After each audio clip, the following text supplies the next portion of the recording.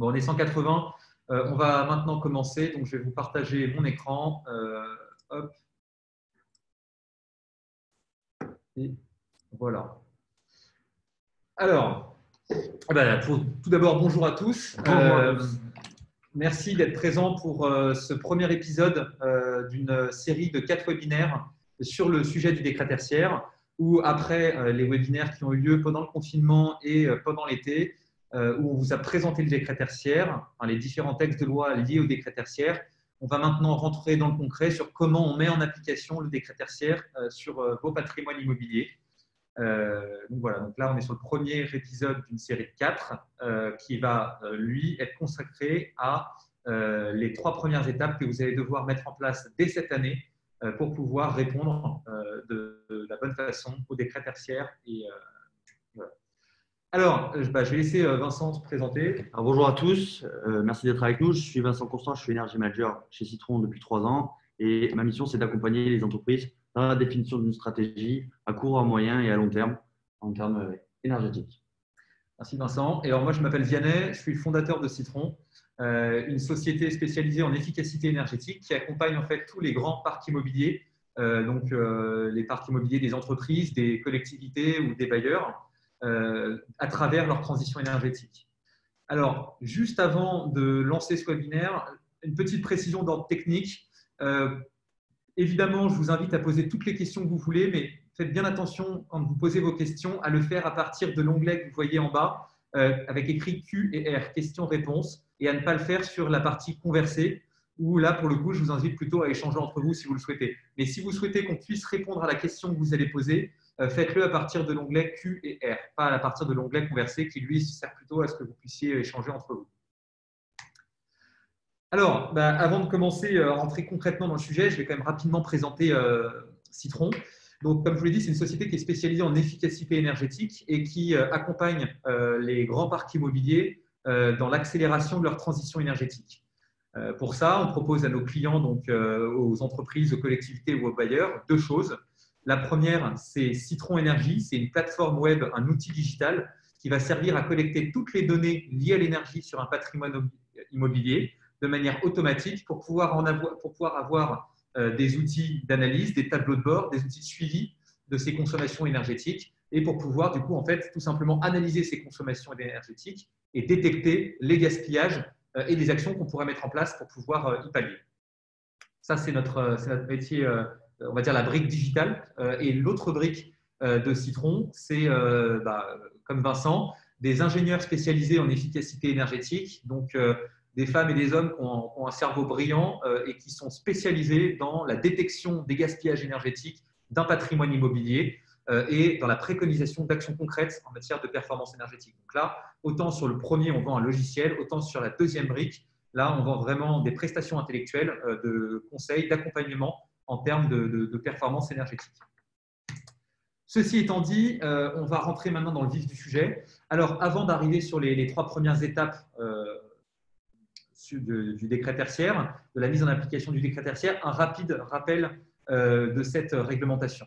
Donc, le décret tertiaire, c'est une loi, l'article 175 de la loi Elan, qui a été complété par ce qu'on appelle le décret tertiaire et par un arrêté méthode qui est paru pendant le confinement, qui impose à tous les propriétaires et à tous les locataires d'un bâtiment de plus de 1000 m² de surface tertiaire de suivre et de réduire leur consommation énergétique. Alors, quelques définitions rapides données à la volée pour répondre aux questions qui sont posées habituellement. On définit une surface tertiaire par opposition à une surface primaire ou secondaire. Primaire, c'est de l'extraction de matières premières, une mine, un champ, etc. Il n'y a pas trop de débat. Et secondaire, c'est toute la partie industrie, donc transformation de matières premières. Le tertiaire, c'est tout le reste. Du coup, à partir du moment où on n'extrait pas, où on ne transforme pas une matière première, on est dans le tertiaire. Donc, pour les questions qui sont habituellement posées, un data center, c'est évidemment du tertiaire. Un parking, c'est du tertiaire. Un bureau, un restaurant, la cuisine d'un restaurant aussi, de la distribution, des points de vente, etc., etc. Tout ça, c'est du tertiaire. Les bâtiments des collectivités, les écoles, les crèches, etc., c'est du tertiaire aussi. Alors, cette obligation, du coup, dès qu'on a plus de 1000 m² de surface tertiaire, c'est dans un premier temps de suivre vos consommations énergétiques. Donc, dès l'année prochaine, vous allez devoir déclarer, un peu comme sur le même modèle que sur les impôts, vos consommations énergétiques de l'année précédente. Donc, il y a une plateforme qui s'appelle Opera qui est mise en place justement pour permettre au parc immobilier, aux bâtiments, de faire leur déclaration annuelle. La deuxième obligation, on doit déclarer les consommations d'énergie, mais tout un tas d'autres données patrimoniales. On doit déclarer ses plans d'action envisagés, on doit déclarer ses indicateurs d'intensité d'usage, etc., etc. C'est une déclaration assez longue qui peut être intéressant d'automatiser. La deuxième obligation, du coup, c'est de réduire ses consommations. Donc, soit on réduit ses consommations de 40, 50, 60% par rapport à une année de référence, soit on vise d'atteindre un seuil, un niveau de consommation qui est fixé en valeur absolue pour chacun des types de bâtiments. Par exemple, un bâtiment de bureau va avoir un seuil de consommation qui va être équivalent à un bâtiment neuf bien utilisé, qui sera de n'importe quoi 200. À côté de ça, une enseigne, un centre de distribution va avoir un niveau de consommation qui sera de 120. Voilà, pour ça, donc, vous allez avoir une obligation implicite, mais qui va être une obligation de travaux et de mettre en place des actions de performance énergétique qui vont porter soit sur les systèmes d'un bâtiment, soit sur son enveloppe, soit sur ses modalités d'exploitation ou même sur les personnes qui y travaillent, et donc sur la sensibilisation et les modalités d'occupation des locaux. Quelques dates à retenir. Alors, on a mélangé les dates avec celles de l'audit énergétique réglementaire volontairement. L'audit énergétique réglementaire, pour ceux qui sont également concernés par cette autre réglementation, ça peut être hyper intéressant de mixer les deux projets parce que l'un va bien entendu servir à l'autre. L'audit énergétique doit être valorisé dans le cadre de votre projet décret tertiaire. Alors, la première date à avoir en tête, c'est janvier 2020. En fait, depuis janvier 2020, vous avez l'obligation de tenir un suivi de vos consommations d'énergie pour pouvoir les déclarer chaque année. Et en fait, on déclare, donc 2021 sera la première déclaration. Vous allez devoir déclarer les consommations de l'année précédente, donc du 1er janvier au 31 décembre 2020. Autre date à avoir en tête, 2025, ça sera la date limite pour pouvoir poser vos dossiers techniques de modulation sur la plateforme Opera pour pouvoir demander à être exempté de certaines actions de performance énergétique qui pourraient être obligatoires dans votre cas pour atteindre vos objectifs, mais qui, pour des raisons d'intérêt financier, le TRI dépasse 6, 15 ou 30 ans, ou d'intérêt d'ordre de, je ne sais pas, patrimonial par exemple, vous n'allez pas faire une isolation par l'extérieur sur un bâtiment classé, eh ben, vous avez jusqu'à 2025 pour demander ces modulations. Voilà. Après, derrière, 3 dates un peu évidentes, 2030, 2040, 2050, c'est les 3 dates auxquelles le dépôt sur la plateforme Opera devra justifier, donc le rapport de consommation sur la plateforme Opera devra justifier de l'atteinte des objectifs, des obligations en termes de résultats que vous devez atteindre. Voilà. Alors, ça, c'était le décret tertiaire. Alors, on a déjà fait plusieurs webinaires sur le sujet, donc on répondra aux questions que vous avez sur le décret tertiaire et les différents textes de loi liés à cette obligation. Mais volontairement, on ne va pas forcément rentrer dans le détail sur tous les axes du décret tertiaire. N'hésitez pas à nous poser des questions ou à demander un rendez-vous avec un expert de Citron. Il se fera plaisir d'échanger avec vous sur le sujet, voire même de vous former. Mais l'objet du webinaire, c'est vraiment la mise en place du décret tertiaire. Alors, cette mise en place, on a chez Citron pensé à 6 étapes. Ces 6 étapes, on va les rappeler ci-dessous et globalement, les 3 étapes qu'on va vous présenter après, ça correspondra, alors pas exactement point par point parce que sinon ça ne serait pas adapté à tout le monde, mais ça correspondra globalement à ce que vous devez mettre en place cette année, donc les 3 premières. Alors, la première chose à faire, comme le propriétaire et le locataire sont contraints de mettre en place ces actions de performance énergétique et de mettre en place ce suivi, il va falloir qu'ils se parlent, ce propriétaire et ce locataire. Il va falloir qu'ils s'échangent pour être d'accord et définir une ligne directrice sur comment on va suivre et comment on va réduire les consommations d'énergie. Et ça va passer, on va le présenter juste après, par qui paye quoi, comment on s'organise, etc., etc. La deuxième étape, qui pourrait d'ailleurs être la première, ça va être la mise en place d'un outil de suivi des consommations énergétiques. Donc, c'est important, en fait, c'est même obligatoire de suivre ces consommations d'énergie. Et cet outil de suivi, il va vous servir à faire donc, ce reporting annuel, mais il va aussi vous servir à détecter quels sont les bâtiments les plus énergivores pour pouvoir prioriser vos déploiements d'action. Ils vont aussi vous servir à définir vos années de référence, on va le voir après. Il va aussi vous servir à détecter des actions de performance énergétique, etc. Troisième étape, donc la dernière que vous avez l'obligation de mettre en place cette année, c'est calculer cette fameuse année de référence. Et donc, Vincent vous en parlera tout à l'heure, mais ça va être à faire dès cette année. Ensuite, chaque année, vous allez répéter une même danse, ces trois étapes. Ça va être de redéfinir en fonction des résultats de la plateforme Opera, parce que c'est Opera qui va calculer exactement où est-ce que vous en êtes en termes de performance d'un point de vue légal, un peu comme les impôts. Hein, c'est impôts.gouv.fr qui vous dit exactement combien vous allez devoir payer d'impôts, même si vous en avez une petite idée à la base. Et donc, en fonction de ce que va vous dire la plateforme Opera, vous allez rechallenger votre stratégie, vous allez repenser et l'adapter, et donc décider d'accélérer ou de prendre plus de temps pour réaliser des études, pour mettre en place des actions, définir les actions, prioriser des bâtiments, etc.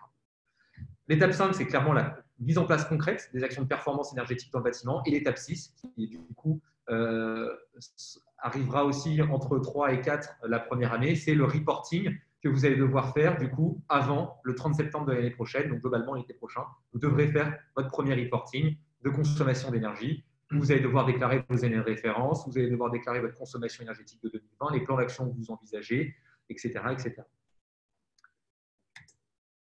Alors, donc on arrive maintenant sur le premier webinaire lié au décret tertiaire, donc les 3 premières étapes à mettre en place cette année. Ce webinaire, comme je disais tout à l'heure, il est dans un cursus de 4 webinaires. Donc, je vous invite d'ores et déjà à noter les dates des prochains webinaires. Donc, le deuxième aura lieu le 29. Il y en a 2 par mois, tous les 15 jours. Aura lieu donc, le 29 septembre, où on va parler de comment est-ce qu'on fait pour détecter les gaspillages énergétiques et comment faire du coup pour mettre en place des actions de performance pour y pallier et diminuer sa consommation d'énergie. Un troisième webinaire aura lieu le 15 du mois prochain, où là, on va présenter comment on fait pour s'appuyer sur la data et s'appuyer sur le management de l'énergie pour automatiser la transmission des données et l'analyse des données dans le cadre du décret tertiaire. Donc, ce webinaire, il va être très axé sur comment on fait pour automatiser un maximum les tâches chronophages comme la saisie de tous vos bâtiments dans Opera, pour que vous puissiez, vous, en tant qu'utilisateur et en tant que gestionnaire technique et en tant que responsable de patrimoine immobilier, vous concentrer sur les tâches à haute valeur ajoutée, la définition d'action, la réflexion sur quelle action à mettre en place, à quel moment, la gestion des prestataires, etc. Dernier webinaire qu'on vous proposera pour ce premier cursus, il aura lieu en fin de mois prochain, où là, on va vous parler du dossier technique de modulation et comment s'appuyer sur son audit énergétique réglementaire qu'on a pu déjà mener pour pouvoir tout simplement détecter les actions de performance énergétique et surtout rédiger ces fameux dossiers techniques de modulation qui sont hyper importants à prendre en compte pour pouvoir atteindre plus facilement ces objectifs. Voilà, alors je vais laisser la parole maintenant à Vincent qui, lui, va rentrer dans le cœur du sujet en commençant par comment définir le fameux périmètre assujetti à cette obligation. Alors, merci Vianney pour cette présentation. Je pense que tout le monde y voit un peu plus clair. Maintenant, comme promis, on va développer ces 3 premières actions à mettre en place le plus rapidement possible, donc dès cette année. L'idée, c'est que le décret tertiaire, c'est avant tout un défi organisationnel et technologique qu'il va falloir relever et qui va s'étaler sur près de 30 ans. Donc, rien de tel pour commencer un tel projet que de définir les bases de la manière la plus claire possible. Donc, on va commencer par définir le périmètre. Définir le périmètre, ça s'articule en 3 axes. Tout d'abord, il va falloir investiguer dans notre patrimoine immobilier pour déterminer l'ensemble des sites qui sont concernés. Comme l'a dit Vianney auparavant, les sites concernés, ce sont les sites qui font plus de 1000 m², ou alors est assujetti également un site qui appartient à un complexe ou à une unité tertiaire, une unité foncière de plus de 1000 m². Il faut que ce soit une surface tertiaire. Donc, le tertiaire, pour rappel, c'est l'ensemble des activités de service, comme tu l'as mentionné. Il y a 2 exceptions pour ne pas être assujetti au décret tertiaire si notre activité est vouée au culte ou à la défense ou à la sécurité civile. Si ce n'est pas le cas, vous êtes nécessairement assujetti au décret tertiaire. Une fois qu'on connaît bien notre parc, qu'on a listé l'intégralité des sites qui sont assujettis, il va falloir le scinder en catégories pour adapter une réponse stratégique par problématique. Vous êtes près de 400 inscrits à ce webinaire. Je suis fort à parier qu'on retrouve à peu près toutes les pathologies des bâtiments au sein de votre parc immobilier. Mais l'idée, c'est qu'au sein de votre parc, il y a beaucoup de bâtiments qui se ressemblent, qui ont des problématiques similaires. C'est pour ça, d'où la nécessité de définir une stratégie par thématique, par catégorie de bâtiment.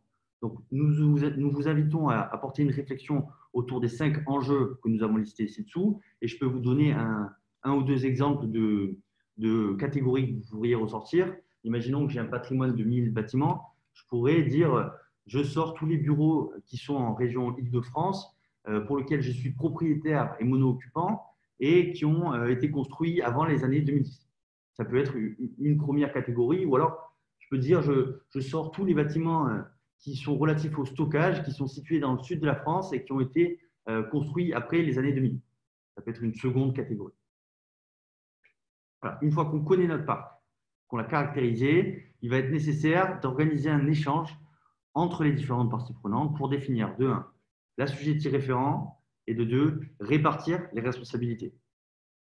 Petite définition, l'assujetti référent, c'est la personne qui crée l'accès à la plateforme Opera, qui renseigne les consommations chaque année, qui définit son patrimoine et qui renseigne l'année de référence. Cet assujetti référent, ça peut être le bailleur ou ça peut être le preneur à bail. Il peut déléguer sa mission à un prestataire externe. Voilà. Au cours de cet échange, il va être nécessaire de définir une ligne directrice par bâtiment ou par groupe de bâtiments. Et pour définir cette ligne directrice, donc c'est la seconde étape de notre webinaire, il va falloir articuler notre réflexion autour de 4 axes. Le premier, il est organisationnel. On va définir les jalons du projet. Donc déjà, on va réfléchir s'il y a besoin ou non de renseigner des études complémentaires sur les bâtiments ou sur le groupe de bâtiments qu'on est en train d'étudier. Ensuite, il va falloir choisir un outil de suivi commun ou au moins un outil de suivi qui va être capable de communiquer entre les différents outils de suivi. Il va falloir ensuite définir des sous-objectifs. Rien de tel pour apprécier sa trajectoire que de se définir des objectifs 3 ans après, à mi-parcours, 10 ans après, pour justement apprécier la trajectoire qu'on est en train de prendre et être sûr qu'on va réaliser les économies escomptées. On peut se donner par exemple un exemple, à 2025, on peut se retrouver avec cet objectif-là d'avoir atteint 30% des économies voilà, pour être sûr qu'on est sur la bonne trajectoire. L'idée, c'est pas pour rien que je vous propose 30%, c'est parce que les premières économies sont généralement les plus faciles à atteindre. C'est généralement les dernières économies pour aller par exemple de 30% à 40% qu'il va falloir débourser le plus d'argent, faire les plus gros investissements. Et on développera ça par la suite. Ensuite, il va falloir répartir les responsabilités. Alors, on a déjà eu des questions là-dessus. Il va falloir définir le porteur de projet, celui qui met en place le suivi des consommations, celui qui porte les études énergétiques complémentaires, telles que l'audit énergétique, le dossier technique de modulation ou d'autres. Et puis surtout, il va falloir définir qui va être responsable de la mise en place des actions de performance au sein du bâtiment. Ensuite, on va parler de financement. Vous avez 2 grandes possibilités pour financer votre transition énergétique et on va le développer à la suite, à la fin de ce webinaire même. Donc, la première, c'est de financer les actions d'économie d'énergie par les euros générés par ces économies d'énergie.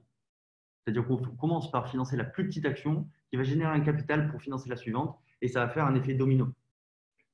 La seconde option, c'est de développer un capital et investir massivement dès la première année dans les actions d'efficacité énergétique. Et puis, la dernière étape, il va falloir discuter de qui prend en charge quelles actions. Le décret tertiaire, ce que l'a mentionné Vianney précédemment, il décrit 4 grands types d'actions. Il décrit des actions sur le pilotage des équipements. Donc ça, c'est la sobriété énergétique. Par exemple, éteindre automatiquement ses lumières ou ses unités de ventilation. Ça peut être le renouvellement des équipements qui sont vieillissants. On peut penser à une vieille chaudière datant des années 90 qu'il faudrait remplacer. La rénovation du bâti. Donc, je ne vous l'apprends pas, mais isoler son bâtiment par l'extérieur ou remplacer ses menuiseries. Et puis, le dernier axe, c'est la sensibilisation et l'agencement des espaces. Et souvent, cet axe-là est assez négligé. Pourtant, chez Citron, on a beaucoup de retours très, très positifs. On a même participé à des concours d'efficacité énergétique. On en a même organisé. Et on s'est rendu compte que l'impact humain sur les consommations énergétiques était très important. Les usagers, ils font vivre le bâtiment. Si on laisse les fenêtres ouvertes en plein hiver ou en plein été, quand on a des productions réversibles qui tournent, ben c'est sujet à des gaspillages énergétiques. Et il y a beaucoup d'autres exemples comme ça. Donc, ce n'est pas à négliger. Voilà, il va falloir déterminer qui prend en charge quelles actions. Ça peut être le propriétaire, comme le locataire, c'est un accord commun. Donc, ce décret tertiaire, il va il va bouleverser les relations entre propriétaires et locataires. Il va falloir s'organiser pour justement que ça se déroule de la meilleure des manières et qu'on atteigne l'objectif. Alors, une fois qu'on connaît son parc, une fois qu'on connaît sa stratégie, sa politique, il va falloir, je dirais, calculer la bonne année de référence et non pas choisir. Cette étape, c'est une étape cruciale qui peut vous faire économiser jusqu'à des centaines de milliers d'euros. Et je m'explique. Imaginons que vous ayez un bâtiment que vous ayez rénové en 2017. Si vous prenez comme année de référence 2018, vous allez devoir réaliser 40% d'économie d'énergie depuis 2018. Et donc, vous n'allez pas prendre en compte les travaux que vous avez déjà effectués sur le bâtiment. Le résultat, ce sera que les 40% d'économies à réaliser seront d'autant plus durs. D'où la nécessité de choisir la parfaite année de référence. Et on va vous expliquer, bien entendu, comment. Alors, comment choisir cette bonne année de référence? La première chose à faire, c'est d'aller piocher dans son historique. L'idée, c'est d'aller déterminer la période pour laquelle on a l'ensemble des factures issues, l'ensemble des consommations issues soit des factures d'énergie, soit de comptage, soit issues des données des gestionnaires de réseau. Les gestionnaires de réseau, ce sont Enedis ou GRDF pour le gaz. Ils disposent très généralement de 3 à 5 ans d'historique sur vos consommations énergétiques. Il va falloir renseigner donc ces consommations, il va falloir être certain qu'on les a toutes, déterminer la période, mais également il va falloir avoir les indicateurs d'intensité d'usage qu'on va définir juste après. Un gros point d'attention, c'est la complétude des données. Il va falloir qu'on soit certain lorsqu'on renseigne une période de référence qu'on dispose de 365 jours de consommation. Le risque, c'est si on dispose uniquement de 330 jours de consommation, on risque de voir notre consommation de référence à la baisse. Et donc, on risque d'augmenter nos objectifs en termes de décret tertiaire. On peut se retrouver avec 50% d'économie à faire, alors qu'en soi, l'objectif initial est d'uniquement 40%. Cette consommation, on ne pourra pas la prendre de manière brute. Il va falloir l'ajuster en fonction de 2 facteurs. Donc, l'arrêté méthode, il prévoit de diviser votre consommation en CVC, donc tout ce qui est chauffage, ventilation, climatisation, relatif à la rigueur climatique, et à l'usage, relatif à ce qu'on appelle les indicateurs d'intensité d'usage. Je pense que le nom est assez parlant. Maintenant, on peut donner un exemple sur une catégorie tertiaire. Par exemple, on peut définir sur la restauration. La consommation d'un restaurant, elle va être divisée donc, en rigueur climatique, donc la quantité d'énergie nécessaire pour chauffer les locaux, et en usage. Et l'usage, il va être relatif à un indicateur d'intensité d'usage. Pour les restaurants, on pourrait penser que le nombre de couverts effectués pour le restaurant, c'est un bon indicateur. Le nombre de collaborateurs dans un bureau, c'est également un bon indicateur. Ces indicateurs-là, ils vont être fixés dans un arrêté qui va sortir d'ici la fin de l'année pour chacune des catégories tertiaires. Je dis bien chacune d'entre elles. Donc, une fois qu'on a fait ça, on est apte à déterminer l'année la plus favorable, c'est-à-dire l'année la plus énergivore comme année de référence. Alors, pour illustrer mes propos, je vous invite à regarder les 2 graphiques qui sont sur la droite de la page. Le premier, c'est un historique de consommation brute. Il décrit l'évolution des consommations entre 2015 et 2019.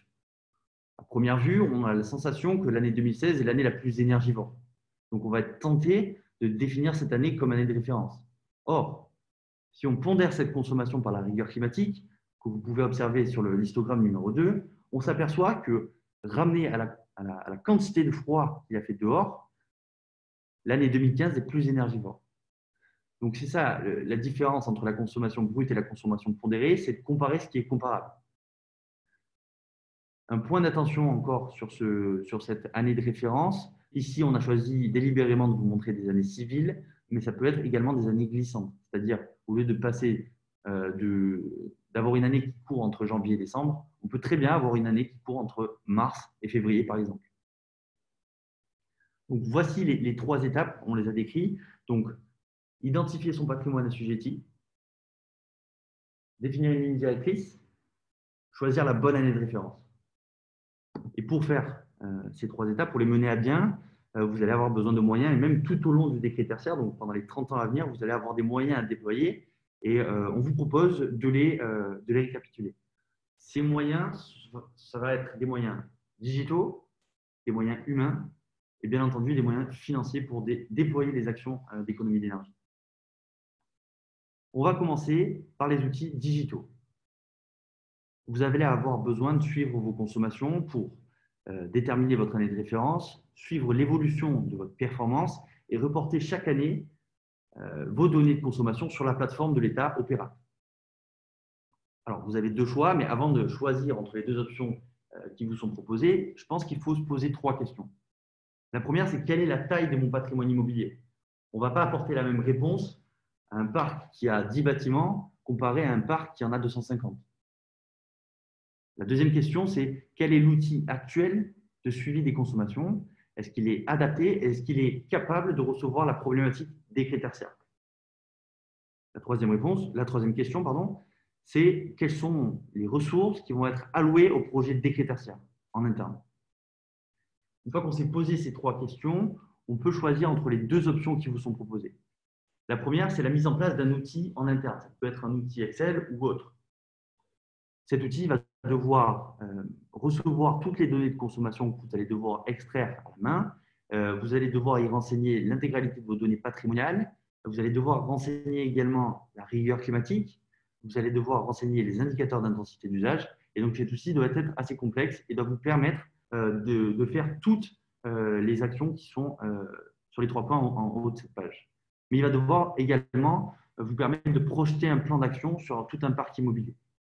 Par opposition, vous avez la plateforme web de suivi des consommations énergétiques qui va éliminer les tâches chronophages et laisser plus de temps à l'Energy Manager juste pour de l'analyse. Par exemple, la plateforme Citron Énergie permet de lire automatiquement toutes vos factures, donc de les traiter, d'extraire les informations nécessaires et de vous créer déjà des indicateurs sur la plateforme et de vous permettre de récupérer toutes vos consommations en un clic, consommation au coût. Elle vous permet également d'optimiser vos contrats et de déterminer des axes de performance énergétique, tout ça de manière ergonomique. Voilà pour les moyens digitaux.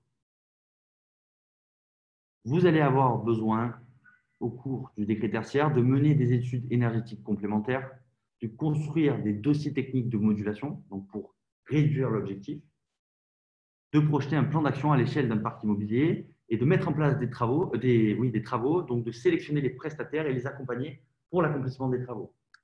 Donc pour ce faire, il va falloir s'appuyer sur des moyens que vous pouvez choisir d'internaliser ou d'externaliser. Soit vous engagez un Energy Manager en interne qui peut prendre une partie ou l'intégralité des tâches qui sont répertoriées sur la gauche, soit vous pouvez en partie ou en totalité externaliser cette prestation-là. Donc vous pouvez vous appuyer sur un Energy Manager en externe ou alors sur différents types de profils tels que les syndicats, les property, les facilities ou encore, dans le cadre des collectivités, le conseiller énergie partagée. Ou même sur votre exploitant. Je vois qu'il n'est pas indiqué ici. Vous pouvez aussi vous appuyer sur vos prestataires actuels, vos prestataires de maintenance qui sont déjà en charge de gérer l'exploitation, par exemple, vos systèmes de production et de distribution de chaux. Ensuite, sur un terme juridique, il va y avoir nécessairement des opérations à faire. Il va être probable ou possible, en tout cas, que vous ayez à céder ou à vendre un ou plusieurs biens, grouper vos activités au sein d'un seul et même site pour simplifier l'atteinte des objectifs décrits. Il va falloir également renégocier les bails on a parlé tout à l'heure de ligne directrice, pour y inscrire les éléments que vous aurez choisis pendant cette ligne directrice. Donc, les moyens à déployer, soit vous avez un service juridique en interne spécialisé sur cette thématique-là, soit vous pouvez vous appuyer sur un cabinet d'avocats spécialisé ou un asset manager. Et les derniers moyens qu'on souhaiterait vous présenter, ce sont les moyens financiers. Alors, un chiffre à retenir, il nous vient de la Commission européenne et il est super positif, c'est que 85% des objectifs décret tertiaire, je dis bien 85%, peuvent être financés par les économies d'énergie. Donc, la première option qu'on vous propose, c'est de faire en fait cet effet domino. On finance ces économies d'énergie par les euros qu'elles nous rapportent. Donc, on commence par financer la première action avec un faible investissement à 4 000 euros et on génère un capital pour financer la deuxième, qui elle-même va générer un capital pour financer la troisième, etc., jusqu'à financer la dernière action, un investissement, par exemple, l'isolation par l'extérieur de votre bâtiment qui peut coûter parfois des centaines de milliers d'euros. Malheureusement, ce n'est pas toujours possible pour les bâtiments. Parfois, il faut apporter un capital. Donc, la possibilité, c'est d'aller chercher un financement externe tel que l'Intracting pour suivre le cercle suivant.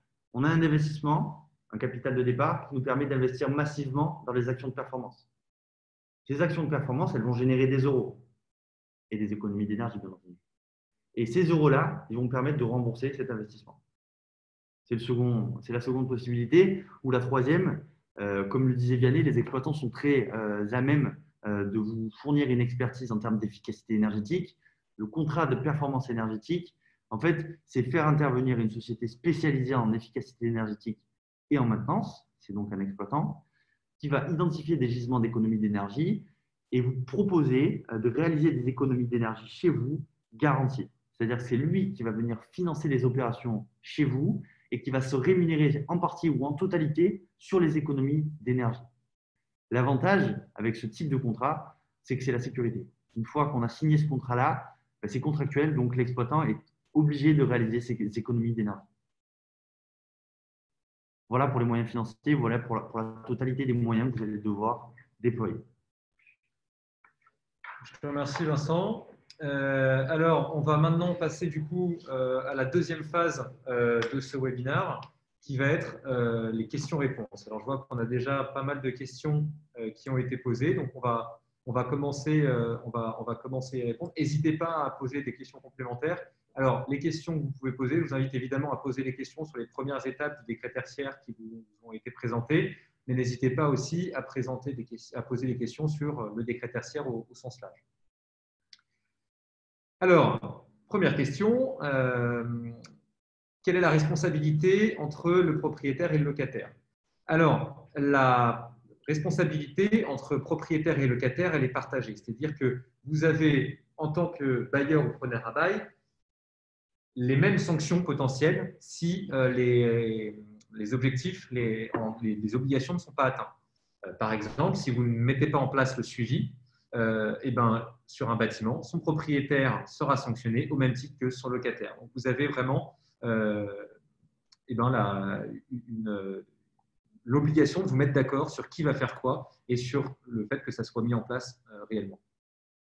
Ensuite, j'en profite pour faire un point sur les sanctions. Les sanctions, quand on ne met pas en place ces obligations, elles sont de deux ordres. Donc, la première, c'est d'ordre financier. Donc, on a une amende qui est de 7 500 € pour le locataire et 7 500 € pour le propriétaire de chacun des bâtiments, donc 15 000 € entre guillemets par bâtiment. Donc, quand on a plusieurs bâtiments, ça peut vite chiffrer. Et la deuxième, et puis c'est à chaque contrôle, hein. C'est comme les feux rouges, hein. Dès qu'on se fait surprendre à griller un feu rouge, on doit payer une amende à chaque passage. Sur la partie, on va dire, plus publique que financière, il y a une autre sanction qui est celle qu'on appelle du name on chain. C'est-à-dire que l'État a prévu de mettre en place un site internet sur lequel il va nominativement dire quelles sont les personnes et quelles sont les entreprises qui ne respectent pas leurs obligations environnementales, au premier rang desquelles le décret tertiaire. Alors, bien évidemment, on enverra le support. Alors, est-ce que les sièges sociaux sont des surfaces tertiaires? Oui, tout à fait, pour vous répondre. Donc, le tertiaire, c'est tout ce qui est relatif aux services. Donc, effectivement, ce n'est pas du ressort donc, de l'extraction ou de transformation de matière. Ce n'est pas du primaire, ce n'est pas du secondaire. C'est nécessairement du tertiaire. Ouais. Ensuite, une autre question. Si les audits énergétiques réglementaires n'ont pas été réalisés, cela pose-t-il un problème pour la suite? Alors, ça pose un problème parce que déjà, le fait de ne pas faire ces audits énergétiques réglementaires, vous risquez une amende qui peut être jusqu'à 2% de votre chiffre d'affaires. Par contre, là, dans le cas du décret tertiaire, l'audit énergétique réglementaire qui a été réalisé, c'est plus une opportunité. C'est-à-dire qu'un audit énergétique réglementaire, quand il est bien fait, ça vous présente un état des lieux sur chacun des bâtiments. Donc, ça détaille les données patrimoniales d'un bâtiment et puis ça présente les actions de performance énergétique que vous pourriez mettre en place et les temps de retour sur investissement qui y sont liés. Donc, c'est un super outil pour pouvoir mettre en place ce décret tertiaire. Un petit rappel, l'audit énergétique réglementaire, ça s'adresse aux entreprises de plus de 250 salariés ou qui ont un chiffre d'affaires de plus de 50 millions d'euros et un bilan de plus de 43 millions d'euros. Et c'est un audit énergétique qui doit être réalisé tous les 4 ans depuis 2015. Donc, la première année, c'est 2015-2016, la seconde, c'était 2019-2020, etc., etc. Alors, les valeurs de seuil absolu sont connues aujourd'hui. Non, elles ne sont pas encore connues. Elles vont arriver très vite puisque d'ici la fin de l'année, le législateur a prévu de les sortir via un arrêté. Il a prévu donc de définir dans cet arrêté donc, les seuils, comme vous dites, de valeur absolue, donc les valeurs cibles à atteindre en termes d'efficacité énergétique si on est des bons élèves. Et il va sortir une valeur absolue ainsi que les indicateurs d'intensité d'usage pour chacune des catégories d'activités tertiaires. Voilà. Alors, je précise un peu sur l'échéance. D'après la dernière fois que j'ai échangé avec Marc Leroux, qui est la personne qui a rédigé ces articles de loi, il comptait pouvoir sortir au mois de septembre toutes les valeurs seuils de consommation en valeur absolue pour les bâtiments entre guillemets simples, type bureau, logistique, entrepôt, bâtiments de collectivité territoriale, etc. Dès le mois de septembre et se réserver les bâtiments les plus complexes comme un aéroport ou autre, ainsi que les bâtiments, ainsi que les valeurs seuil pour l'outre-mer à partir courant décembre. Donc là, on devrait en avoir un qui va prendre en gros 80% des problématiques des mois prochains. Ensuite, une question assez rapide. Les bâtiments publics tombent-ils sous le coup du décret tertiaire? Bien sûr. J'ai même envie de dire que les bâtiments publics ont presque un rôle d'exemple et doivent prendre ce sujet à cœur dès le départ. Effectivement, ils sont contraints pour tout ce qui est service, puisqu'en fait, les bâtiments publics, c'est que du service. Donc, si je parle des collectivités, les villes, les départements, les régions, tous les bâtiments communaux, les écoles, les crèches, les gymnases, les mairies, etc. sont contraints. Les collèges pour les départements et les bâtiments sociaux aussi sont contraints. Les lycées sont contraints. Les bâtiments de bureaux sont contraints. Et pour tout ce qui est plus l'État ou même la sécurité sociale, tout ce qui est de la même façon bureau et lieu pour recevoir est évidemment contraint. Alors juste, je vois beaucoup de questions qui apparaissent dans la conversation. N'oubliez pas de poser vos questions dans l'onglet questions-réponses qui est vraiment à cet effet. Alors, les seuils sont évoqués à titre indicatif ou bien publiés. Les seuils sont publiés via l'arrêté, donc sont légaux. De quel type de surface parle-t-on? On parle de surface de plancher. Ouais, la surface de plancher, c'est un peu un mix entre le SHOD et le SHOB, l'ancien SHOD et SHOB. C'est, si je voulais vous le détailler, c'est toute la surface intérieure d'un bâtiment et concernant les zones techniques, pas techniques, etc. Et c'est toutes les zones extérieures à partir du moment où il y a un support qui s'appuie sur le bâtiment. Par exemple, si vous avez un préau qui s'appuie sur un bâtiment, c'est considéré comme une surface tertiaire. Un autre élément important où la question revient régulièrement, les parkings, s'il s'agit de parkings d'exploitation, donc des sociétés dont le métier est de mettre à disposition des parkings, on parle d'activité tertiaire, c'est assujetti. Si on parle d'une enseigne qui a à côté de son bâtiment des parkings, il y a un cas un petit peu, qui a fait plutôt jurisprudence avec Marc Leroux, c'est-à-dire que le parking extérieur n'est pas considéré comme une surface. Par contre, les consommations énergétiques de l'éclairage du parking est lui considéré comme la consommation énergétique du bâtiment à partir du moment où les spots sont sur le bâtiment, à partir du moment où les luminaires sont sur le bâtiment. Par contre, s'il s'agit de candélabres, de lumière sur pied au milieu du parking, là, ce n'est pas nécessairement une consommation du bâtiment. Quels sont les 3 problèmes énergétiques les plus récurrents? Ça, c'est pour moi, ça. Vas-y. Alors, c'est vrai qu'il n'y a pas une réponse absolue à cette question-là. Maintenant, je vais essayer d'y répondre. Je pense que la première problématique dans un bâtiment, c'est la régulation. C'est ce qu'on a souvent chez Citron comme problème de manière très récurrente. Nous, on prend le parti de mesurer les consommations lors des audits énergétiques pour connaître vraiment l'utilisation de l'énergie. On se rend compte très souvent qu'on a un mauvais pilotage du bâtiment, que ce soit au niveau éclairage, que ce soit au niveau ventilation, que ce soit au niveau production de chaleur. Très souvent, je dis bien très souvent, pas pour tous les bâtiments, on est capable d'aller chercher, je ne vais pas aller trop loin, mais 20%, c'est rien qu'avec le pilotage, ils sont facilement atteignables. Donc ça, c'est la première problématique. Vous m'en avez demandé 3. La deuxième, je dirais que c'est l'isolation, la qualité du bâti. Généralement, c'est une grande problématique parce que la rénovation d'un bâti, ça coûte extrêmement cher. Donc, il faut avoir une vision à long terme. Si on devait en citer une troisième, je dirais forcément que c'est la qualité des équipements. On a souvent des équipements qui sont assez vieillissants. Quand on a des convecteurs électriques ou des choses comme ça, ça peut effectivement avoir un impact très, très significatif sur la consommation de l'énergie. Alors, question suivante, comment définit-on si l'assujetti référent est le preneur à bail ou le bailleur?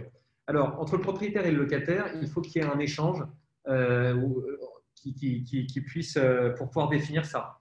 De manière générale, quand une entreprise a une grosse problématique d'image, une entreprise qui est en B2C, qui a énormément de restaurants ou énormément de points de vente, souvent elle va vouloir gérer elle-même, donc elle va elle-même proposer aux propriétaires, à ses propriétaires quand il y en a, de prendre en charge le sujet. Et en fonction des propriétaires, ils vont décider ou pas d'accepter.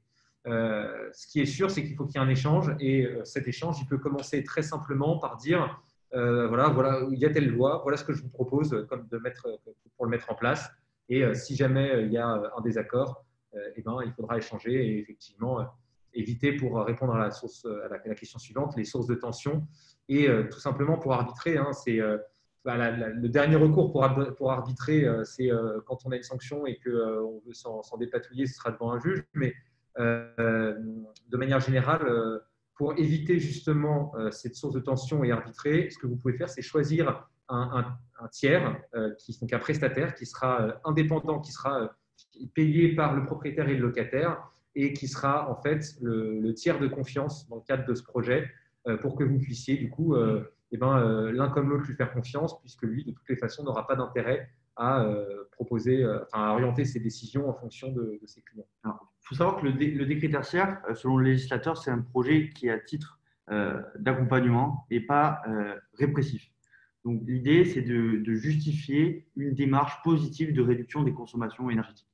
Si toutefois le bailleur ou le locataire ou le preneur à bail ne faisait pas les efforts, mais que de votre côté, sur la partie du bâtiment qui vous concerne, vous les avez faits, vous devrez très probablement les justifier auprès d'un dossier. Et la sanction ne vous sera pas appliquée. Question suivante, quid de l'année de référence au moment d'une transaction? Est-ce que l'acquéreur doit prendre l'année de référence décidée par le vendeur? Oui, d'ailleurs à ce sujet-là, en fait on passe ce qui a été fait sur le décret tertiaire au prochain, que ce soit que ce soit sur un changement de locataire ou que ce soit sur un changement de propriétaire. Donc l'année de référence aussi. C'est pour ça d'ailleurs que les choix que vous allez faire vont aussi avoir un impact sur la valorisation de l'asset, sur la valorisation de l'actif. Faites attention, rapidement, certains bâtiments pourraient devenir invendables ou inlouables parce que trop éloignés des objectifs réglementaires. Question suivante, concernant le choix calcul de la bonne année de référence, si nous sommes locataires depuis moins de 2 ans, dans un bâtiment ayant reçu une rénovation totale auparavant, nous ne pouvons donc choisir que l'une de ces 2 années. Alors moi, ce que je vous conseille, c'est d'essayer de récupérer les consommations en amont de ce changement total, comme vous dites. Donc de voir potentiellement avec la personne qui a ces données-là, donc l'ancien propriétaire, les fournisseurs, les distributeurs, de se tomber d'accord pour récupérer ces données de consommation avant, parce que ça vous permettrait a priori peut-être d'avoir déjà fait les 40% obligatoires. Alors juste pour préciser aussi, déjà théoriquement le distributeur doit être en mesure de vous fournir jusqu'à entre 3 et 5 ans d'historique de consommation. Donc, déjà ça c'est le premier point positif. Le deuxième point, c'est que si vous avez reçu une rénovation totale, probablement vous êtes sur un bâtiment de qualité, donc vous avez peut-être déjà atteint les seuils qui vont être définis pour votre catégorie tertiaire. Donc vous aurez peut-être déjà atteint les objectifs décret tertiaire. Ouais. Alors, après, si vous êtes locataire depuis que 2 ans, vous n'aurez que 2 ans d'historique. Il faudra vous voir avec l'ancien propriétaire ou l'ancien locataire. Ensuite, question suivante. Est-ce que les surfaces des couloirs, toilettes, magasins, stockage sont à considérer dans les surfaces tertiaires? Oui, il faut les considérer. Ça rentre dans la surface de plancher. Alors, pendant que Vincent lit la prochaine question qui est assez longue, je vais faire celle d'après. Le calcul des 1000 m² de surface se fait par bâtiment sur une somme de surface d'un parc immobilier. Alors, ça se fait par bâtiment et quand il s'agit de plusieurs bâtiments sur une même unité foncière, par exemple un campus, là, vous faites la somme de ces petits bâtiments. En fait, ça se fait par site, du coup. Donc, soit un site est composé d'un seul bâtiment, soit de plusieurs petits. Mais ce qui caractérise un site, c'est d'appartenir à une même unité foncière. Qui peut se caractériser par un numéro de siret, qui peut se caractériser par une arrivée d'énergie globale ou par une même adresse. Mais donc, à ce moment-là, c'est une somme de petits bâtiments. Mais si vous avez un parc immobilier avec des bâtiments sur toute la France, ça se fait bâtiment par bâtiment.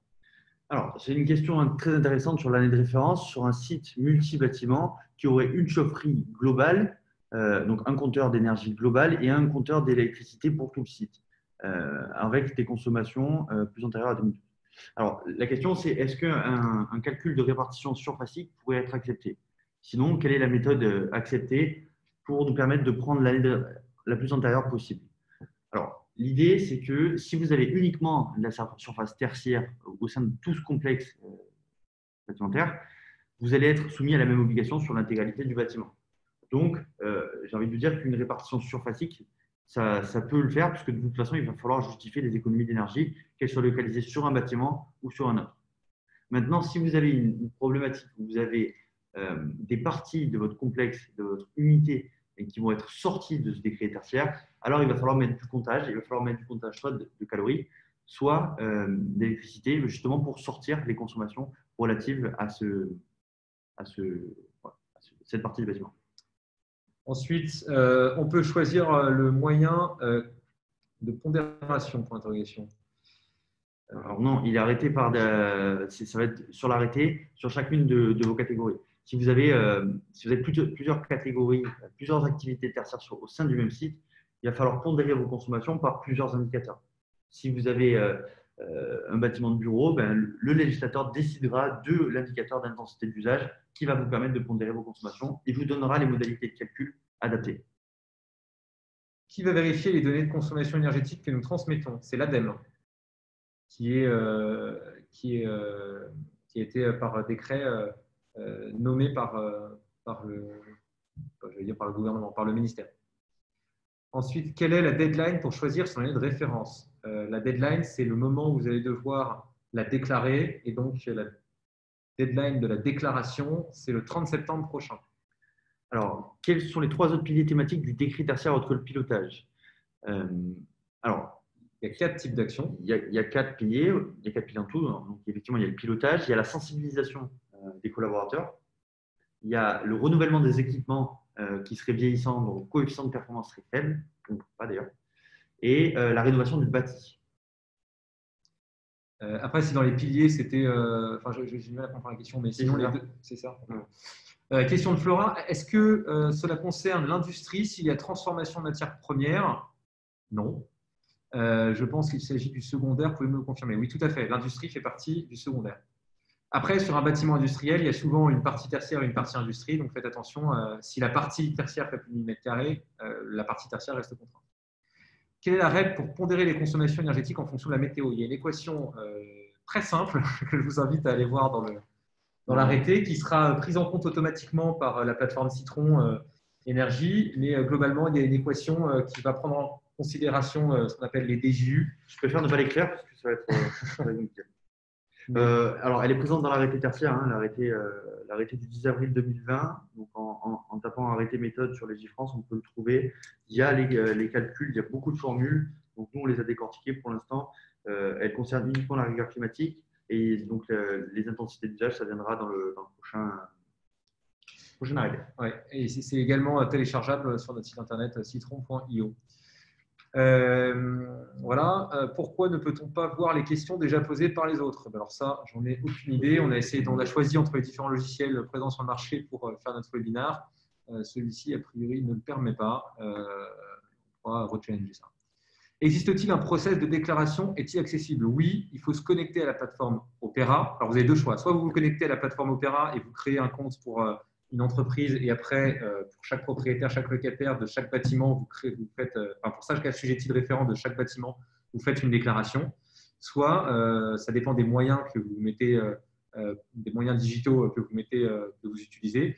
Vous utilisez une plateforme comme Citron Énergie qui va automatiquement faire cette déclaration à partir du moment où les données auront été rentrées automatiquement dans la plateforme. Alors, propriétaires et locataires peuvent-ils choisir une année de référence différente? Alors, théoriquement, oui. Maintenant, selon les cas, ce n'est pas forcément conseillé si on veut faire corréler la rigueur climatique et corréler les indicateurs d'intensité d'usage. Souvent, les consommations du propriétaire et du locataire sont liées. Donc, pour une unité, une simplicité, nous vous conseillons de choisir une année de référence qui soit unie, donc qui soit la même. Maintenant, si on est sur deux parties vraiment différentes du bâtiment, ça peut s'envisager.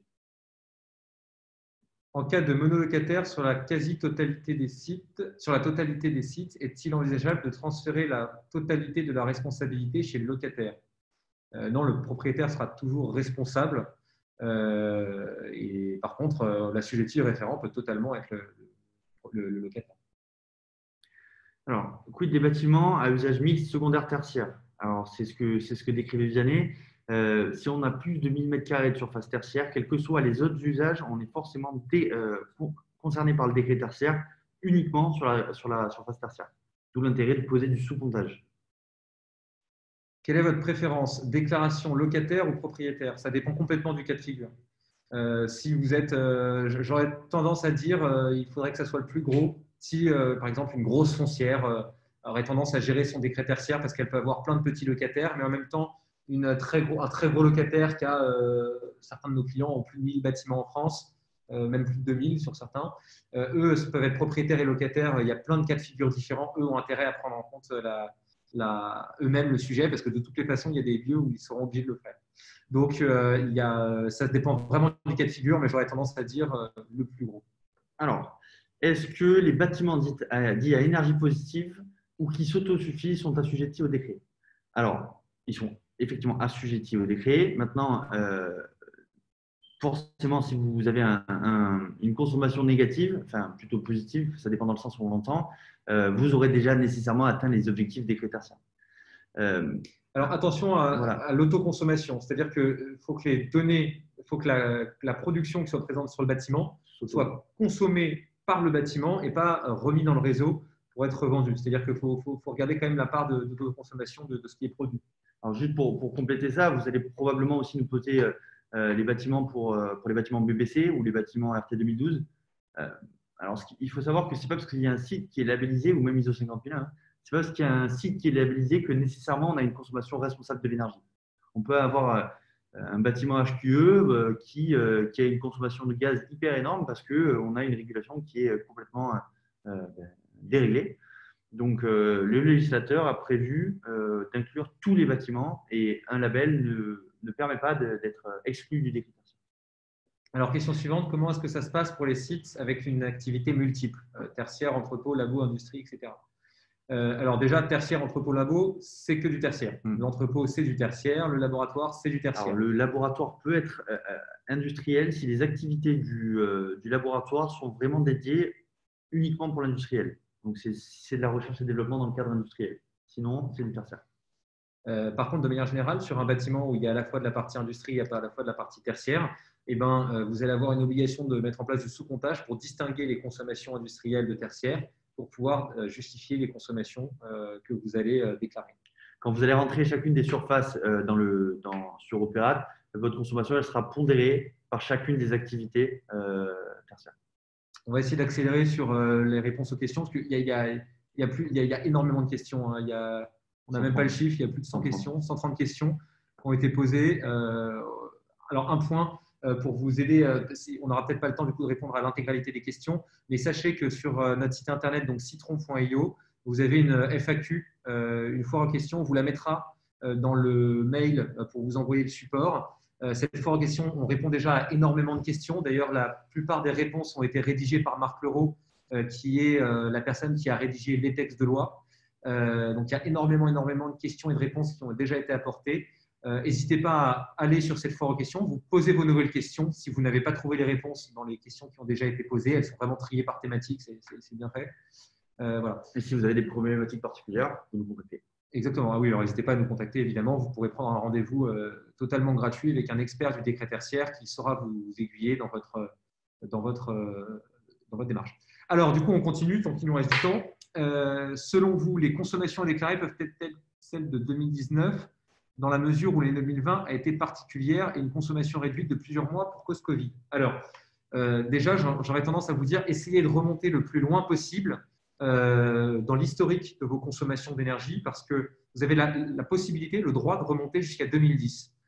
Plus vous remontez loin, moins les technologies d'équipements qui sont présents dans un bâtiment étaient pensées pour limiter la consommation d'énergie. Donc, potentiellement, il y a des chances que la consommation, plus elle est lointaine, plus elle est élevée.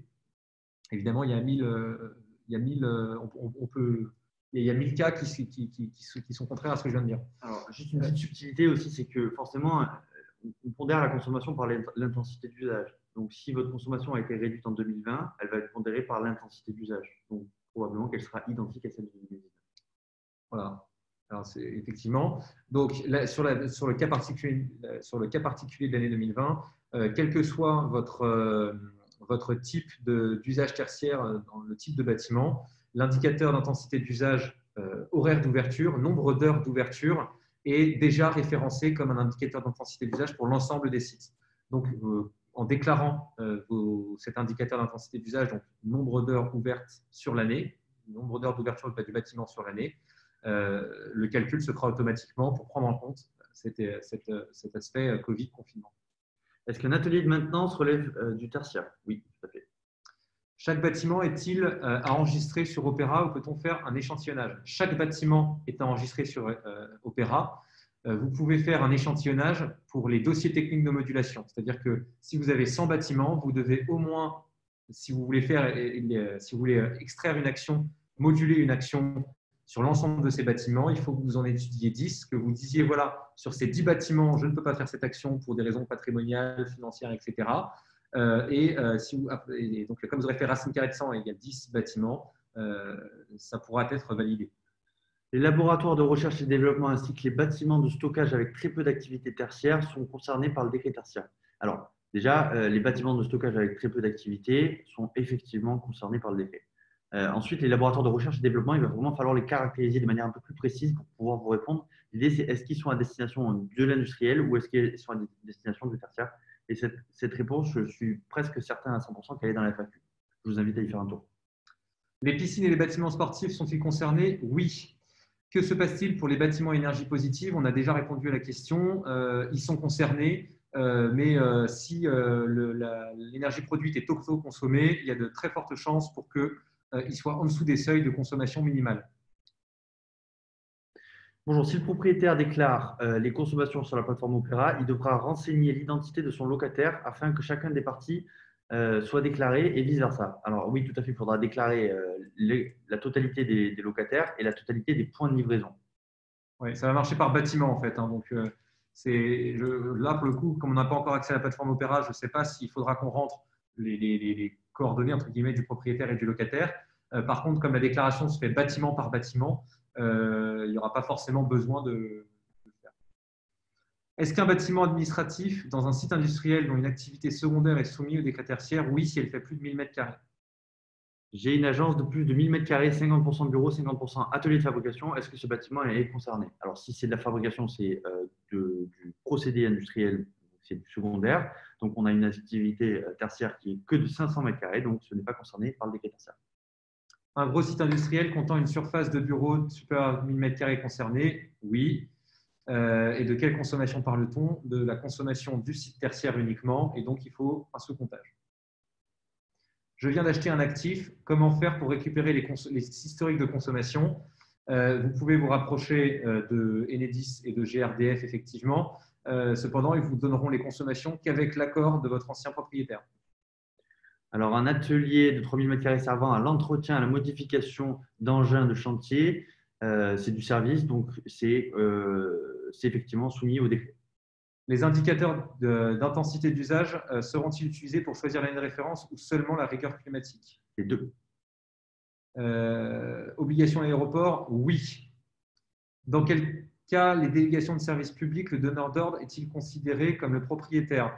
Et ben dans tous les cas, à partir du moment où il y a une DSP, le propriétaire et la personne qui est propriétaire du bâtiment, donc le donneur d'ordre, et la personne qui a la délégation est considérée comme le locataire. C'est juste que c'est entre guillemets un bail commercial qui ne s'appelle pas un bail commercial, c'est une DSP, mais ça reste un contrat où vous êtes l'utilisateur du bâtiment et le propriétaire.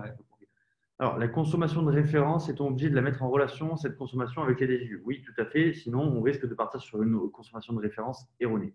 Est-ce que les consommations d'eau sont aussi concernées par le décret tertiaire? Non.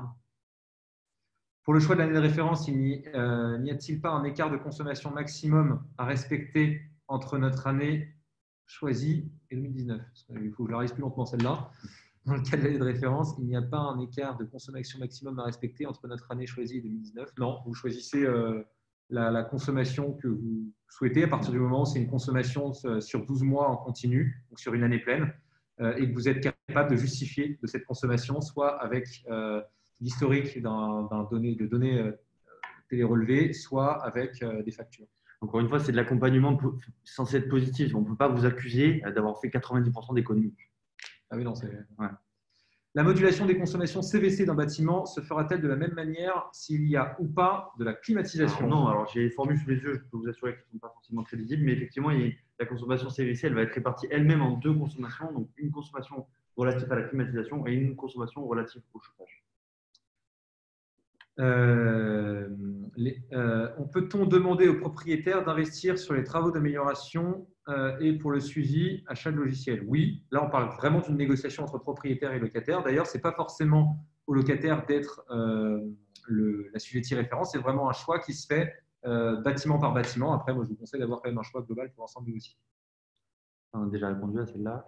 Alors, est-ce que les installations de PV, éolien ou toute autre source d'énergie renouvelable ou encore la mobilité électrique interviennent dans le calcul de la consommation? Alors, tout à fait. Alors, comme l'a dit Vianney, il faut vraiment que l'énergie renouvelable produite soit autoconsommée sur place.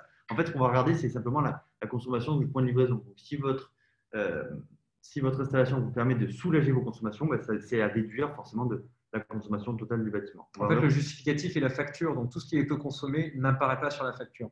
C'est bien qu'on ait le cas de la mobilité électrique parce que c'est un cas particulier. Il faut absolument poser du sous-comptage parce qu'il faut sortir les consommations des véhicules électriques de la consommation. Donc, obligation de sous-comptage, encore une fois. Dans le cas d'une entreprise ayant plusieurs bâtiments, peut-on choisir une référence bâtiment par bâtiment? Je vous conseille même de le faire et de vous l'obliger parce que ça a un impact très important, comme on l'a vu tout à l'heure.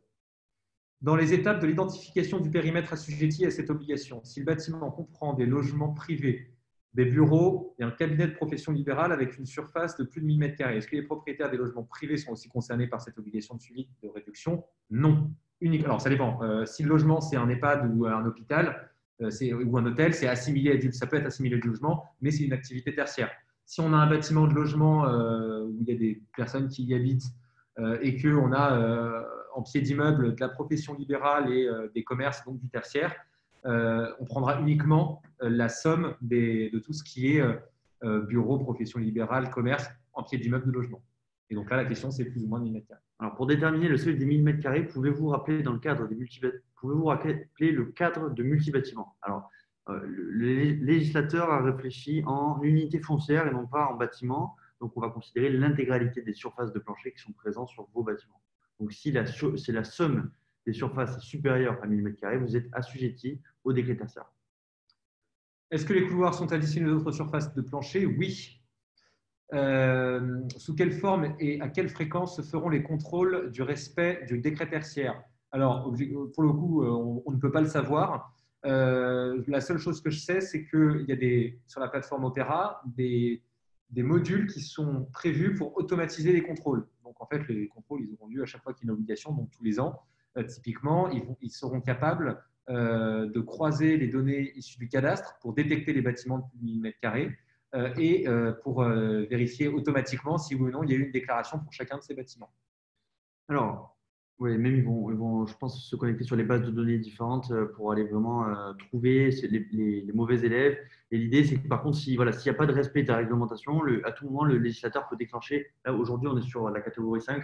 On peut passer sur des amendes plus importantes. Alors, un centre aqualudique est soumis. Oui, tout à fait. Les bâtiments récents entre 2011 et 2018 qui sont éligibles doivent atteindre un seuil en valeur absolue du coup et non un pourcentage en réduction. Ça dépend. En fait, il faut choisir l'objectif le plus proche à atteindre. Si le seuil en valeur absolue est plus proche que le seuil de réduction, il faut choisir le seuil en valeur absolue. Kilowattheure EP ou kilowattheure énergie finale? On parle d'énergie finale. Question suivante. Nous avons récemment rénové les locaux de nos bâtiments. Comment choisir une référence si nous n'avons pas d'outils de mesure pour mesurer les consommations énergétiques par zone tertiaire sur le site, mais avons un outil pour mesurer l'ensemble des consommations du site? Alors, si c'est que des zones tertiaires, la question ne se pose pas. L'ensemble du bâtiment est contraint, donc vous avez la capacité de mesurer l'intégralité du bâtiment. Si c'est un mélange entre tertiaire et industriel, il faudra prendre la référence actuelle.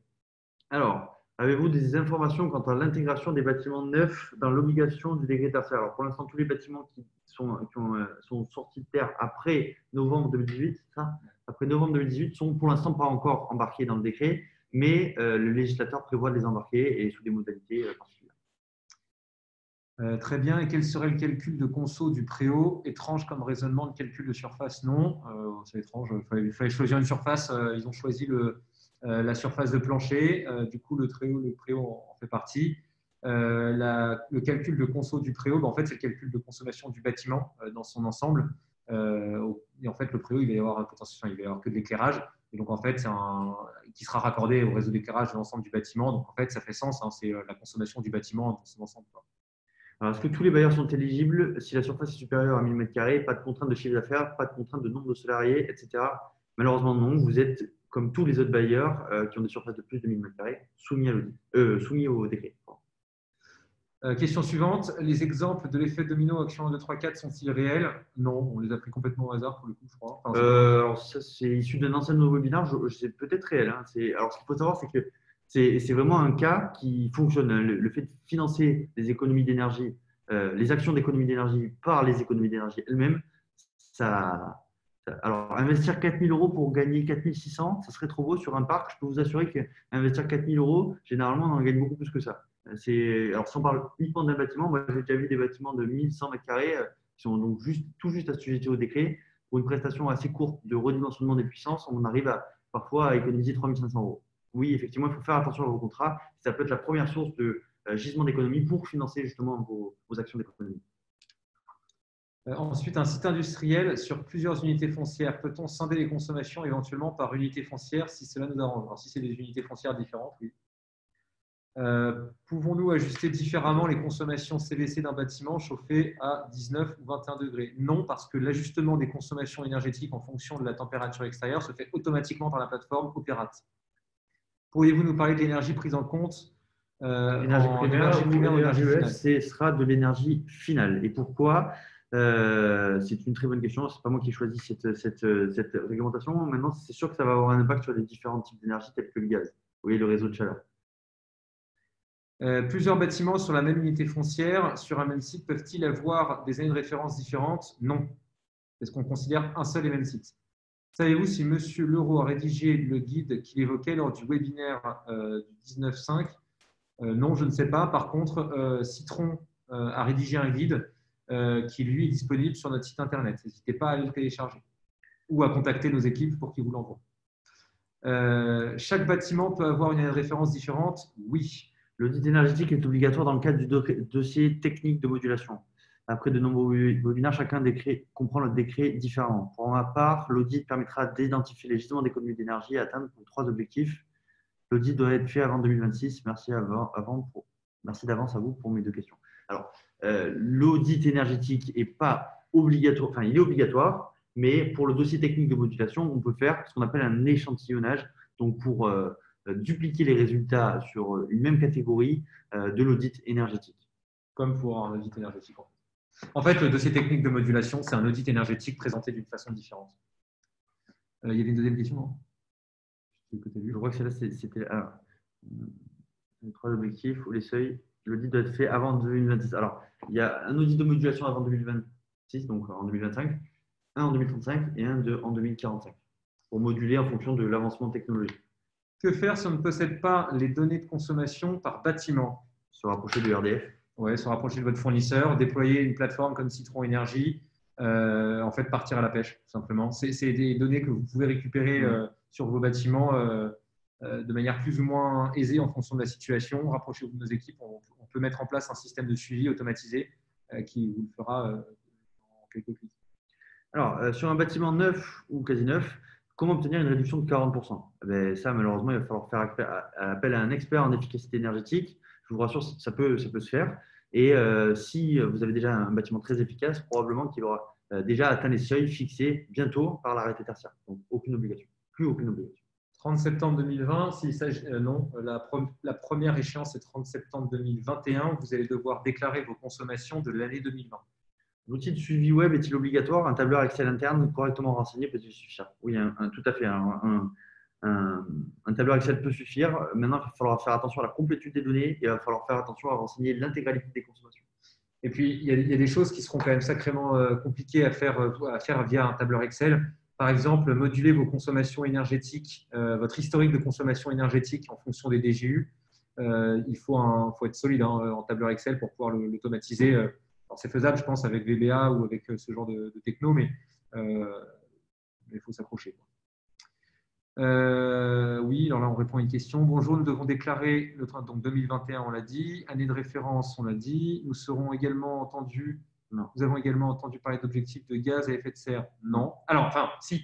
C'est pour ça aussi qu'on parle d'énergie finale. Je ne vais pas développer là-dessus parce qu'après, c'est un petit peu un parti pris, mais c'est vrai que si on privilégie l'électricité au détriment du gaz, c'est justement parce que l'électricité est décarbonée en France au vu du mix énergétique par rapport au gaz. Et de manière générale, vous n'avez pas la possibilité de mettre en place, vous ne pouvez pas mettre en place une action qui, même si elle réduit vos consommations énergétiques, augmente vos émissions de gaz à effet de serre. Vous avez dit le 30 septembre prochain pour le choix des années de référence. Vous voulez dire le 30 septembre 2021. Oui, tout à fait. Le stockage de pièces ou de matières premières ou de produits finis d'industrie est-il considéré comme du tertiaire? Oui, le stockage est du tertiaire et la logistique aussi. Pour les bâtiments laboratoires, hall, banc moteur, quels dossiers de modulation pourrons-nous déposer? Est-ce que toutes ces activités pourront être demandées en modulation? Comment distinguer les consommations lorsqu'il n'y a pas de sous-comptage dédié? Alors là, c'est un cas très spécifique. Je vous invite à contacter un expert des critères recherche chez Citron qui répondra spécifiquement à votre question en vous posant des questions complémentaires pour y répondre de la bonne façon.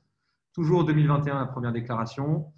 Quand est-ce que la base Opéra devrait être opérationnelle pour commencer à enregistrer les infos? Mars prochain. Ouais. Mars prochain.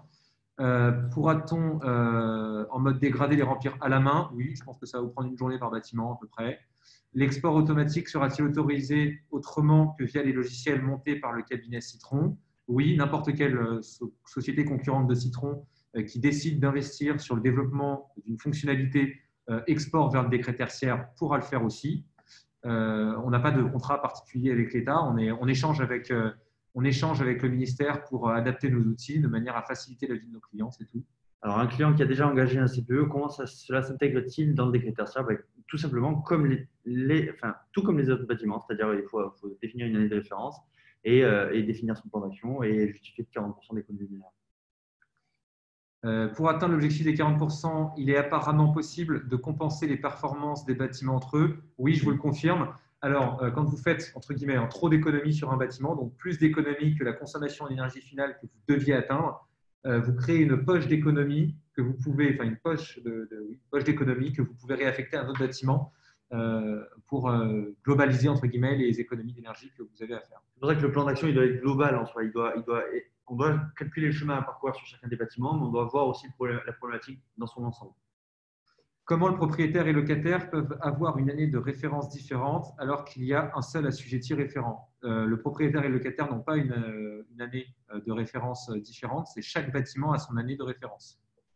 Et donc, il y a un assujetti référent par bâtiment. Quel est le coût de prestation de Citron et quelle est la fonction et est-elle fonction du nombre de bâtiments ou de surface? Alors là, je vous invite à vous rapprocher d'un ingénieur commercial de Citron, envoyez un mail à contact@citron.io, vous allez avoir une réponse dans la journée. La prestation de Citron, il y a deux types de prestations. Il y a la plateforme logicielle, donc ça dépend des quantités de données qu'on va collecter. Donc oui, quelque part le nombre de bâtiments et quelque part aussi le nombre de surfaces, mais ce n'est pas en fonction de ça que c'est fait. C'est plutôt en fonction du nombre de points de livraison, etc. Et la partie énergie management, où ça dépend du temps passé et donc de la taille des projets que vous voulez qu'on prenne en compte.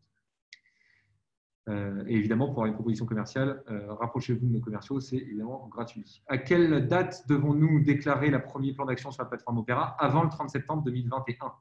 Alors, pour un site industriel avec des bureaux à plus de 1000 m², si on n'en va pas de sous-comptage, comment fait-on? Que doit-on déclarer? Alors, il va falloir quand même renseigner des consommations. Elles pourront être issues, si vraiment vous n'avez aucun sous-comptage, d'audit énergétique réglementaire qui donnera une répartition des consommations actuelles. Je ferai un état des lieux actuel. Ouais, mais vous allez devoir installer du sous-comptage. Obligé. Pouvez-vous réexpliquer la possibilité pour choisir son année de référence? Alors, on a plus suffisamment de temps pour refaire la présentation sur la ligne de référence, mais globalement, il faut que vous preniez en compte, que vous observiez les données de consommation que vous avez, l'historique que vous avez pour chaque bâtiment, que vous le moduliez en fonction de la température, que vous le moduliez en fonction des indicateurs d'intensité d'usage pour observer les consommations sur 12 mois glissants et définir quelle est l'année qui consomme le plus, l'année pleine d'exploitation qui consomme le plus, pour la choisir. Enfin, après, pour la choisir, si vous choisissez celle qui consomme le plus, c'est aussi choisir celle qui vous permettra de capitaliser sur les actions que vous avez déjà mis en place. Alors, sachant que ce n'est pas la seconde possibilité, c'est la seule possibilité pour choisir une bonne année de référence. Oui, non, j'y vais. À quelle date devons-nous publier les références? Au moment de la première déclaration, donc avant le 30 septembre, entre mars et septembre 2021. Quid du locataire et du propriétaire? Doit-on déclarer les consommations sur la plateforme? Les deux. C'est l'assujetti référent qui est à choisir entre locataire et propriétaire qui doit faire cette déclaration. Les bâtiments qui vont être construits dans les années à venir vont-ils être soumis au décret tertiaire? Tout à fait, le législateur va les embarquer dans le décret. Je suppose que les bâtiments qui ont un bail amphithéotique, mot compte triple, a été mis en place le vrai propriétaire est déchargé du bénéfice du propriétaire et du bail. J'en ai aucune idée, je ne sais pas ce que c'est qu'un bail amphithéotique. Je me renseigne et j'intègre cette question dans la FAQ sur le site internet citron.io que vous pouvez tous observer. Comment choisir les références en cas de bâtiment mixte si on ne dispose pas de sous-comptage permettant d'isoler la consommation des bureaux? Il faut en mettre en place. On a répondu. Le replay du webinaire sera dispo sur notre site. Il sera disponible, on va vous l'envoyer par mail et il sera disponible sur YouTube, sur notre compte YouTube. Dans le cadre d'une déconstruction, reconstruction, je pense pas que c'est le mot. Déconstruction, reconstruction. Voilà. Les économies générées sont-elles valorisables? Alors, tout à fait. La seule chose qu'il faudra prendre en compte, c'est l'éventuelle modification de surface. On va vous transmettre la présentation. Oui, si sur le site, nous avons du tertiaire et atelier et que nous avons du sous-comptage, comment peut-on définir les consommations? L'atelier et du tertiaire. Donc, vous allez devoir prendre le site dans son ensemble. Mais si vous avez un usage mixte, comme on l'a dit, il faut installer du sous-comptage et vous prenez la première année que vous télérelevez. Alors, si on choisit 2010 comme année de référence, mais que notre écart de consommation entre 2010 et aujourd'hui est trop important, est-ce que l'année peut être rejetée? Alors, non, on ne peut pas vous en vouloir d'être un bon élève, mais il faut bien vérifier que cet écart est réel et non pas juste pondérer des indicateurs. Dans le cas où le bailleur fait l'effort d'investissement, qui récupère le montant des économies d'énergie, le bailleur ou le preneur? C'est celui qui paye la facture initiale qui voit sa facture diminuer. Donc, c'est une négociation en interne sur qui portera la facture dans les années futures. Est-ce qu'un garage de réparation et d'entretien d'un parc de véhicules dans une collectivité concernée? Oui. Et un bâtiment multilocataire, prof, bureau. Profession libérale, est-ce qu'il faudra une déclaration un par un? Alors, le propriétaire, non, vous ferez une déclaration pour tout le bâtiment si la somme pour tout le bâtiment, pour toute la surface tertiaire présente dans le bâtiment, donc la somme des consommations de la profession libérale, des commerces, etc., des bureaux qui sont présentes, vous pouvez faire qu'une seule consommation pour l'intégralité du site concerné. Donc, pas de FAQ sur votre site visible. Faut-il avoir un compte? Non. Je vais vous partager mon écran et je vais vous montrer comment y accéder. Partager l'écran. Donc, j'ouvre Internet. Hop, je vais sur Internet. Je vais sur citron.io. Je vais sur. Donc, vous allez sur l'onglet Réglementation et vous faites loi Elan décret tertiaire. Et sur loi Elan décret tertiaire, en descendant, vous avez un onglet qui s'appelle FAQ, donc qui est tout en bas et sur lequel vous pouvez du coup vous connecter. Soit en vous connectant directement sur une sous-partie de questions, soit en posant une question. Donc, vous voyez, on clique sur une question, sur les assujettis. Donc là, vous voyez, j'ai cliqué sur un élément qui me permet d'avoir toutes les questions qui ont été posées sur les assujettis, là, en l'occurrence, à la réglementation sur qui est assujetti. Sur la détermination des objectifs, on va avoir d'autres questions et à chaque fois qu'on clique sur une question, on a la réponse qui est posée en dessous. Je reviens du coup sur les questions. On vous mettra dans le site, dans le mail, on vous enverra suite au décret tertiaire l'adresse pour pouvoir vous poser vos questions dans la FAQ. Les audits non obligatoires ne rentrant pas dans les audits réglementaires sont-ils subventionnés par quels moyens? À ma connaissance, les audits ne sont plus subventionnés par l'ADEME, ils l'étaient à une époque. À vérifier, mais je ne crois pas. Alors, on est d'accord que lorsqu'on parle d'un parc de bâtiments tertiaires, oui, on parle bien d'un parc de bâtiments tertiaires. Si le propriétaire possède 5 bâtiments tertiaires qui dépassent les 1000 m², il est concerné. Alors non, on parle en unité tertiaire, c'est-à-dire que si vous avez 5 unités foncières qui font chacune 300 m², vous n'êtes pas concerné. Un parc de magasins ne sera pas concerné. Même s'il y a 1000 magasins de 100 m², il ne sera pas concerné. Par contre, si on a 4 magasins de 1200 m², on sera concerné sur les magasins de plus de 1000 m². J'essaye de sélectionner les questions. Les restaurants d'entreprise sont concernés dans le calcul, oui, par l'obligation. Est-ce qu'un foyer de logement pour personnes âgées est considéré comme une surface tertiaire? Oui, si c'est type un EHPAD. Ça dépend si c'est du service ou… Ça dépend si c'est une prestation rémunérée, évidemment. Quelles seront les sanctions en cas de non-atteinte des objectifs? Les sanctions, elles sont à chaque contrôle. Est-ce qu'elles sont annuelles? Oui, elles sont à chaque contrôle, donc potentiellement annuelles. Et c'est une sanction financière, 7 500 € d'amende pour le locataire et pour le propriétaire, donc 15 000 par bâtiment. Et un wall of shame, donc un site internet sur lequel l'État va dénoncer les entreprises qui n'ont pas répondu à cette obligation. Si le bailleur est référent et qu'on a un cas de vente de l'immeuble, il faut effectivement transmettre l'historique et le nouveau propriétaire récupérera les données. La surface d'un parking sous le bâtiment est-elle à reprendre en compte dans les seuils de plus de 1000 m² de surface de plancher? Non, parce qu'en dessous d'un mètre 80, ce n'est pas de la surface de plancher. Enfin, ça dépend en fait de la surface de plancher. Ça dépend. Il y a plusieurs cas de figure. Il faut que vous appeliez un contact chez Citron pour qu'on vous pose d'autres questions pour répondre à cette question. Oui. Merci. Alors, il y a pas mal de remerciements. Si j'ai bien compris, les locaux de 600 m², deux locaux de 600 m², soit 1200 m² au total, dans un même complexe tertiaire de plus de 1000 m², sont éligibles au décret tertiaire? Oui.